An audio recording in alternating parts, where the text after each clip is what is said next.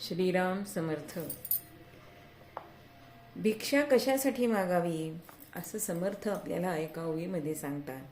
कुग्रामे अथवा नगरे पहावी घरांची घरे, भिक्षा मिसे लहान थोरे परीक्षुनी सोडावी.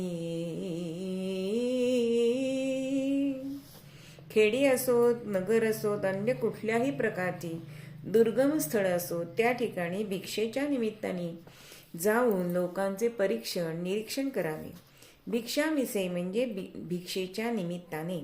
भिक्षा हे साधन आहे, ते साध्य किंवा ध्येय नाही. म्हणून समर्थ म्हणतात की भिक्षा मिळो अथवा न मिळो, तुम्ही नित्य नूतन हिंडून चांगल्या माणसांना सत्कार्यामध्ये जोडून घ्या. म्हणून प्रत्यही मागणे भिक्षा, मिळाली न मिळो तरी नित्य नूतन हिंडावे धुंडावे भक्त प्रेमळ.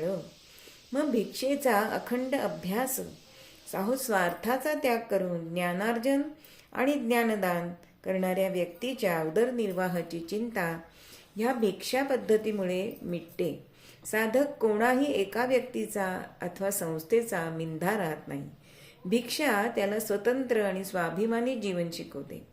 उदरनिर्वाहाची साधनं जमवण्यात आणि त्याचा विनियोग व्यवस्था करण्यात लागणारा वेळ आणि शक्ती हे वाचतात.